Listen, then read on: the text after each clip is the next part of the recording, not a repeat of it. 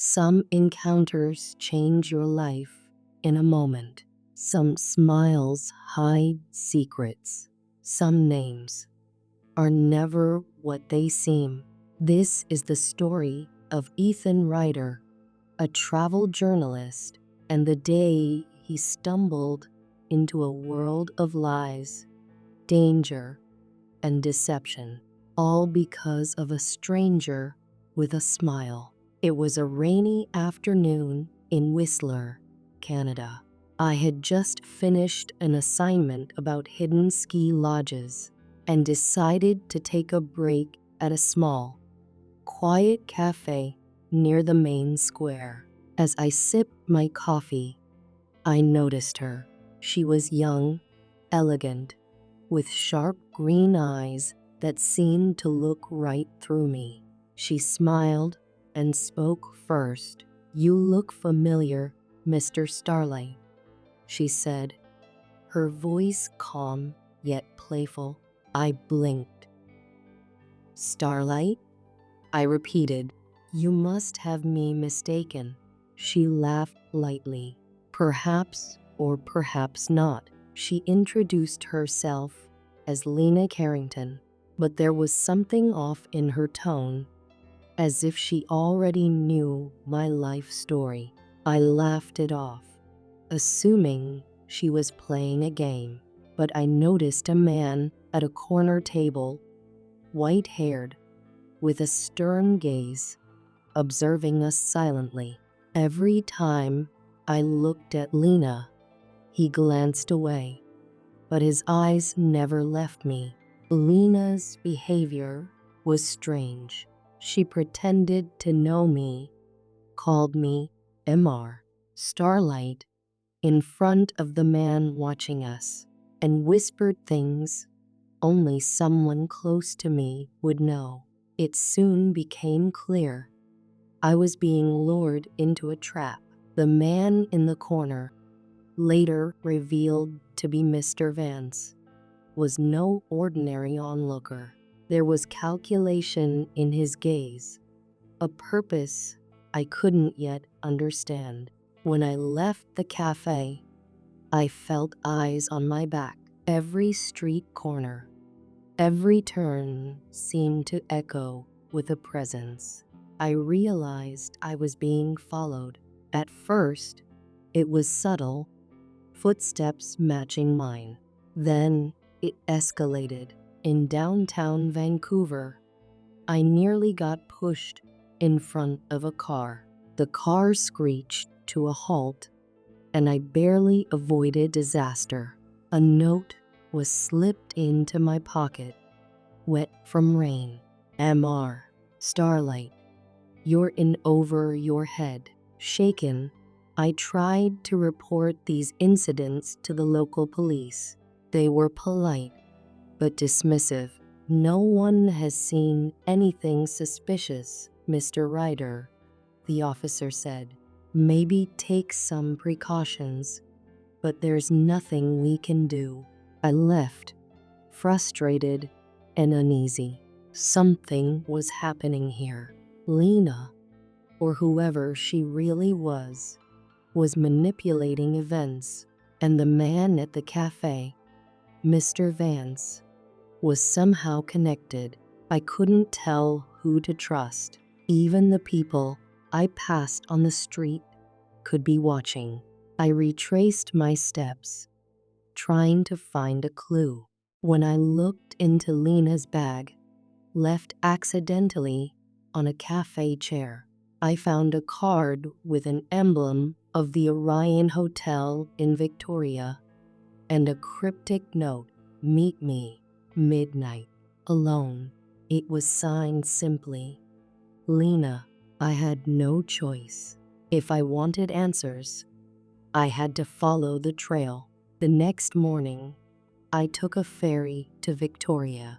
The air smelled of salt and rain, and every shadow seemed to stretch longer than it should. The hotel was elegant, almost too perfect, with polished chandeliers and marble floors.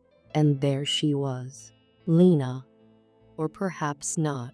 Her real name would soon be revealed. Inside the hotel lobby, Lena was not alone.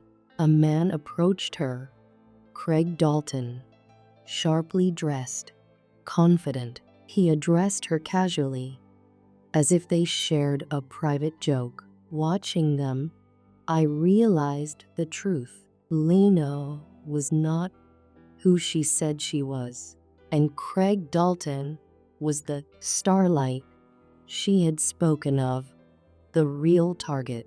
I also noticed Mr. Vance entering the hotel, scanning the crowd. From the way he moved, it was clear he was here for revenge, not conversation. Later, I pieced together the story. Craig Dalton had scammed Vance's daughter, leaving her devastated and humiliated. Now Vance had traced them to the hotel, determined to confront him. But in the middle of this, I realized I was trapped because I had been drawn here, mistaken for someone important, someone dangerous. In the hotel lounge, tension escalated quickly. Craig and Lena sat at a table, unaware of my presence, while Mr. Vance approached with controlled fury. "You ruined her life," Vance said, his voice shaking. "I will not forgive this." Craig Dalton, confused and smug, tried to deny it, but Vance was certain. The confrontation spiraled. A struggle broke out. Tables overturned. Vance fired a warning shot in the air. People screamed and ducked. In the chaos, I realized this was not a random attack. I had been manipulated from the start. My presence was a distraction, a tool in someone else's vendetta. After the chaos, the police arrived. It was revealed that Vance had been misled. Craig Dalton was indeed involved in scams, but not against Vance's daughter. Lena, whose real name was Maya Hudson, admitted she had given Dalton $30,000 for an investment, which he had promptly vanished with. Vance's information had come from Maya's wealthy father, who had unknowingly given the wrong details, thinking he was helping protect his daughter. In the end, Vance was deemed mentally unwell and taken to a hospital for evaluation. Craig Dalton escaped arrest that day, but his reputation was ruined. Maya learned a lesson in trust the hard way. I left Victoria, exhausted, wary. On the ferry back, I saw another woman smile at me. She approached, confident, friendly, but I remembered the cafe in Whistler, the hotel in Victoria, the chase, the threats. I smiled politely and walked away. Some smiles hide secrets, some names hide danger. And after that day, I decided never take a stranger at face value. Some encounters are fleeting, passing like shadows in a crowded street. Others linger, shaping your thoughts, twisting your decisions, leaving marks you cannot erase. That day in Whistler, in Victoria, the lessons were written in fear, in confusion, in the racing heartbeat of moments you wish you could forget. I realized how easy it is to be drawn into someone else's story, to become a pawn in a game you never agreed to play. A smile can be a mask, a friendly gesture, a trap. Words can deceive, names can lie. If a stranger calls you by a name that isn't yours, if someone seems too helpful, too friendly, too interested in your life. Step back, observe, question, trust your instincts, even when the world tells you to ignore them. In the end, the most valuable lesson I learned was caution, awareness, protecting yourself from situations you cannot control. Because in a world full of secrets, trust is the most dangerous gamble of all.